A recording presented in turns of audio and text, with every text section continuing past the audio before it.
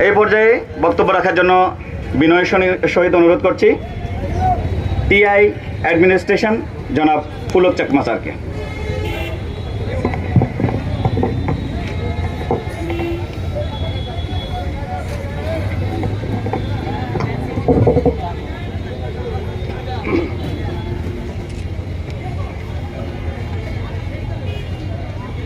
বাইশে অক্টোবর 2025 আজকের জাতীয়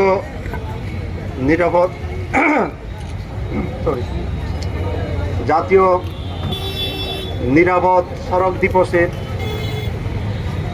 সম্মানিত সভাপতি, মঞ্চে উপবিষ্ট পিআরটিএ পরিচালক, রাজস্ব কর্মকর্তা, আমার সহকর্মী এবং আপনারা যারা উপস্থিত আছেন প্রত্যেককে আমার অন্তঃস্থল থেকে ধন্যবাদ জানাচ্ছি। আজকের দিবস জাতীয় নিরাপদ সড়ক দিবস। আমরা ইতিমধ্যে আমাদের সঞ্চালক মহোদয় হালকা ধারণা দিয়েছেন এই তারিখে উৎপত্তি কিভাবে হলো, আর নিরাপদ সড়ক চাই এই কথাটাও বা আসলো কেন। উনি যে বিষয়টা তুলে ধরতে চাইছিলেন সেটাই আজকে আমাদের মূল আলোচ্য বিষয়। আমরা সবাই খুব সহজে বুঝতে পারি নিরাপদ সড়ক মানে কোনো কিছু চিন্তা না করে বুঝতে পারি, বলার সাথে সাথে বুঝতে পারি নিরাপদ সড়ক কি জিনিস, সেটা কি ব্যাখ্যা করে বোঝাতে পারি আর না পারি নিজেই বুঝি নাকি। নিরাপদ সড়ক বলতে কি, কোনো কিছু নাই, ওখানে কোনো ঝামেলা নাই, কোনো অ্যাক্সিডেন্টের ভয় নাই, এরকম তো নিরাপদ সড়ক মানে কি, মানে কি রকম হতে পারে। প্রত্যেকে আমরা যারা নিজস্ব মেধা শক্তি চিন্তা শক্তি আছে সেটা দিয়ে যদি বিবেচনা করি, চিন্তা করি, কি দেখতে পাই, নিরাপদ সড়ক বলতে কি বোঝায়। আর এই নিরাপদ সড়কের দাবিটাই আসছে কেন, এই নিরাপদ সড়কটাকে নষ্ট করলো কেন, কারা নষ্ট করলো, কাদের কারণে আজকে নিরাপদ সড়ক নাই, একটু ভাবি দেখি তো আমরা সবাই, প্রত্যেকের জায়গা থেকে ভেবে দেখি।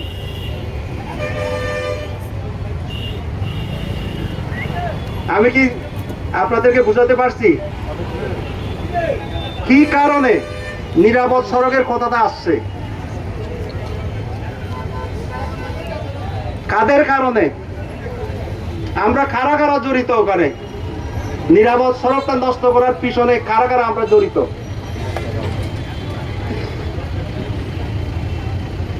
আজকের বিষয়টা যতটুকু সহজ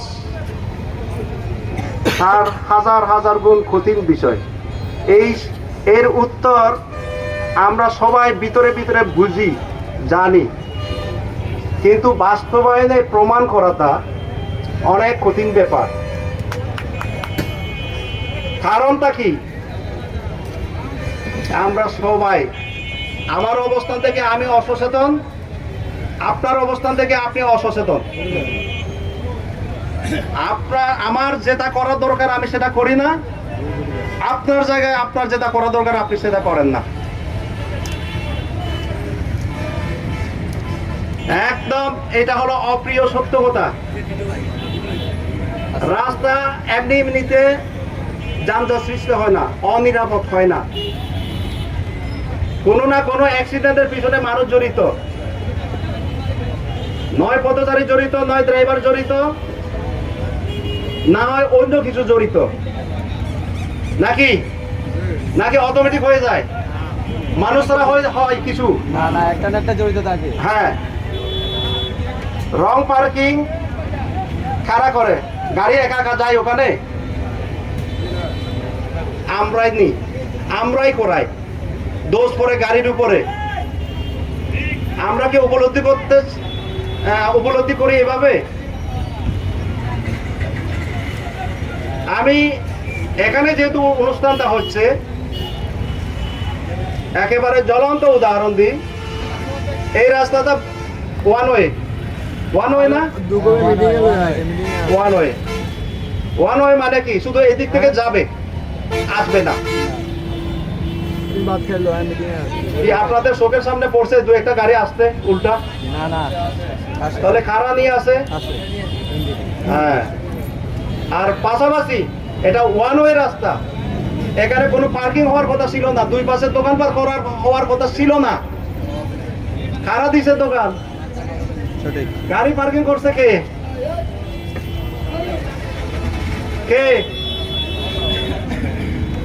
আমার গাড়িটা ওখানে রেখে আসছি, এখানে সুন্দর বক্তব্য, শান্ততামূলক বক্তব্য দিলাম, কোনো মানে আছে? আছে কিনা? নাই। এই কারণে আমার বক্তব্যটা হলো, আমি বলছিলাম বদলতে যত সহজ, বাস্তবায়ন করা কঠিন হয়। কিন্তু আমি ব্যক্তিগতভাবে আশাবাদী। কারণটা হলো, ক্ষুধা লাগলে যেমন খাবার খুঁজি না, নিরাপদ সড়ক চাই, এটাও আমাদের একটা প্রয়োজনীয়তা। এটা ক্ষুধার মতো হয়ে গেছে, এটা আমাকে এরকম বাইর করতে হবে। প্রত্যেকের ক্ষুধার মতো এটা, সঠিক কিনা? এখানে শুধু আমরা যারা ড্রাইভার বা গাড়ির সাথে জড়িত আছি তারা না, সমস্ত এলাকার লোকজন এখানে জড়িত, এবং সবাই চাহিদা এটাই, নিরাপদ সড়ক হোক। এখন নিরাপদ সড়ক করতে গেলে প্রত্যেকের জায়গা থেকে কাজ করতে হবে, সঠিক কিনা? আমার গাড়িটা ওখান থেকে সরাই দিলাম, আপনার গাড়িতে রয়ে গেল, এটা কি নিরাপদ সড়ক হবে? আমার তো রাখলাম, আপনারা সরাই নিলেন, নিরাপদ সড়ক হবে? আর যখন ইচ্ছা যা তাই ইচ্ছা, মানে যখন ইচ্ছা যেখানে যেখানে গাড়ি পার্কিং করে রাখলাম, রাস্তা নিরাপদ হবে? এটা কাজ কার? এই চিন্তাটা করার কাজ, প্রাথমিক কাজ কার? আমি একটা গাড়ি নিয়ে আসছি, সুন্দর মতো বীরের মতো গাড়ি থেকে নাইমা গাড়িটা ফেলাই দিয়ে আস্তে করে চার দোকানে অমুক দোকানে ঢুকে গেলাম। আমার গাড়ির কারণে কার গাড়ি আটকে গেল, খেললো, কার রাস্তা বন্ধ হয়ে গেল, এগুলো ভাববে কে? কার বাবা উচিত সেটা? আমার গাড়ি, আমাকে ভাবতে হবে আগে। আমার গাড়িটা রাখছি, এমন ভাবে রাখতে হবে, প্রয়োজনীয়তার খাতিরে রাখছি, এমন ভাবে রাখবো কারোর গাড়ি আটকা যাবে না, কারোর রাস্তা বন্ধ হবে না। এটা বাবার দরকারটা আমার না? যে গাড়ি রাখবে তার না? তো এখন সেই লোক যদি না ভেবে, সে যদি বলে যে দেখেন দেখেন দেখেন রাস্তা বন্ধ হয়ে আছে, এটা কি উনি কি সঠিক বলছিলেন? এটা কি সঠিক কোনো ইয়ে হতে পারে, কথা হতে পারে? পারে না। তো আমাদের গতানুগতিক চিন্তা থেকে, গতানুগতিক কথাবার্তা থেকে বেরিয়ে এসে কাজে কর্মে আমাদের আগে প্রতিফলন ঘটাতে হবে। আমি যদি নিরাপদ সড়ক চাই, নিরাপদ সড়ক যেভাবে চলে ঠিক সেরকম করে সিস্টেম মেনে আমাকে চলতে হবে। আমি যদি ড্রাইভার হই, আমার গাড়ি সেভাবে চালাবো, সেভাবে রাখবো, সেভাবে পার্কিং করব। আমি যদি পথচারী হই, এমনভাবে আমি হাঁটবো কোনো কারো যেন কোনো সমস্যা হবে না। আমি যদি দোকানদার হই, আমার দোকানের সামনে আমি কাউকে বসতে দেব না। তো এখানে অপ্রিয় সত্য কথা কিছু বলতে হয়। রাস্তা যানজটের জন্য শুধু ড্রাইভার জড়িত সেটা না, শুধু গাড়ি মালিক জড়িত সেটা না, এখানকার স্থানীয় বাসিন্দারও জড়িত,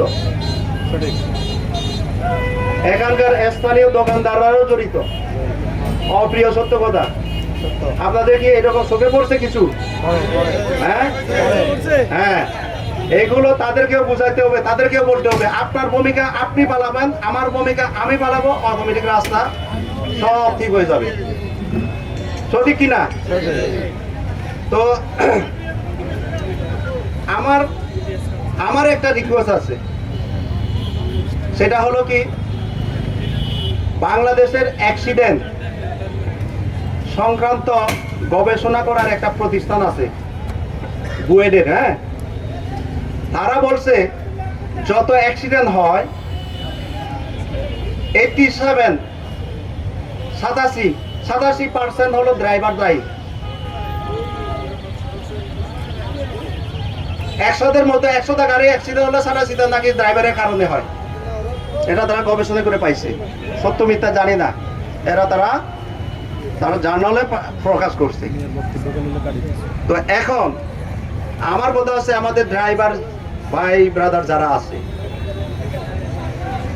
তারা কি ভাবতেছে এটা নিয়ে, তাদের কি করণীয় কি, তারা কি আদৌ সেভাবে বুঝতে চায় কিনা?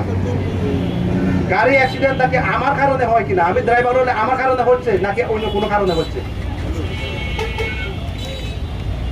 কে কিভাবে পাবে? মনে করেন এখান থেকে মাইজদিঘি গেলেন, রাস্তার মধ্যে থ্রাম করে একটা জায়গায় গ্যাপের মাঝখানে একটা গাড়ির সাথে লাগিয়ে গেল। এখন কারণটা কি?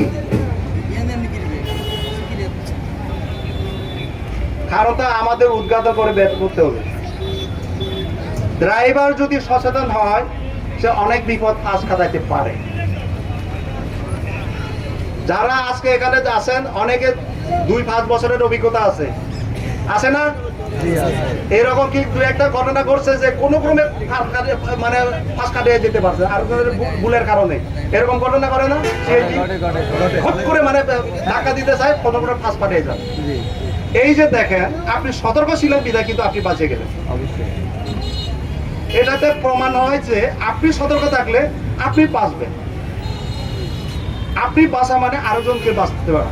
আর যদি আপনি সতর্ক না হইতেন, ও যাই হোক সে ভুল করছে, সে তো ভুল করছে বিধায় আপনাকে মেরে দিতে চাচ্ছে, মেরে দিলে দুইজনে আহত হইতেন। তাহলে দুইজনের মধ্যে একজন সতর্ক হওয়ার কারণে দুইজনই বেঁচে গেলেন। এরকম না ঘটনাটা? তাহলে আমার অনুরোধটা ওই জায়গায়, কে কিভাবে চালাচ্ছে সেটা হিসাব করার এত সময় নাই। আমি কিভাবে চালাচ্ছি সেটা আগে হিসাব রাখি, আমি সতর্ক চালাই আগে, অন্তত আমার বাঁচি, আমার বাঁচার দরকার নাই, আমি সতর্ক অবস্থা চালাই, আমার গাড়ি ঠিক থাকবে, আমি ঠিক থাকবো, অটোমেটিক আরেকজন বেঁচে যাচ্ছে, আরেকজনের গাড়ি লাগতেছে না। ঠিক এই দৃষ্টিভঙ্গি থেকে গাড়ি চালাইতে হবে। গাড়ি চালানোর কিছু নিয়ম কানুন আছে, অর্থাৎ গাড়ি ড্রাইভারি লাইসেন্স পাইতে গেলে কিছু নিয়ম কানুন শেখানো হয়। এই নিয়ম কানুনের মধ্যে লাইসেন্সের ট্রেনিং এর সময় যে সমস্ত নিয়ম কানুনগুলো শেখানো হয়, সেগুলো যদি মেনে চলে তাহলে 95% আপনি বিপদ থেকে মুক্ত থাকতে পারবেন। ওখানে ট্রেনিং এর মধ্যে কি করানো হয়? শুধু কি স্টিয়ারিং করানো শেখানো হয় না, রোড সাইন গুলো শেখানো হয় না? শেখানো হয়। হ্যাঁ, জি শেখানো হয়। তারপর এই যে পার্কিং শেখানো হয় না? তারপর কিছু ড্রাইভারের যে নিয়ম কানুন মেনে চলতে হয় এগুলো তো শেখানো হয়। কি কি একজন ড্রাইভারের কিছু সাধারণ নিয়মাবলী বলে কিছু বিষয় আছে, যেগুলো তাদেরকে শিখাতে পারলে তাহলে আমরা নিরাপদ সড়ক পাবো। আমি জানি না এখানে কতজনে আদৌ ট্রেনিং করছে এবং লাইসেন্স পাইছে। আমার জানা মতে এখানে খুব লিমিটেড লোকের, অর্থাৎ ড্রাইভারের কাছে লাইসেন্স আছে। তার মানে ধরে নেবো সে আসলে কিছু শিখে নাই, শুধু স্টিয়ারিংটা চালাইতে জানে আর নিয়মভাবে শিখে। যার কারণে আমাদের রাস্তা আজকে জোর দাবি এসে গেছে নিরাপদ সড়ক চাই। তো আমাদের ড্রাইভার ভাই যারা আছেন, আপনারা বিষয়টা উপলব্ধি করার চেষ্টা করেন। কার কারণে রাস্তা যানজট হয়, অ্যাক্সিডেন্টের প্রবণতা বেড়ে যায় এবং অনিরাপত্তা বোধ করি। সুতরাং আমার রিকোয়েস্টটা মনে রাখবেন, এইটুকু আশা রেখে, এবং সবাইকে আবার ধৈর্য ধরে আমার কথা শোনার জন্য ধন্যবাদ জানাই। আমার বক্তব্য এখানে শেষ করছি। ধন্যবাদ।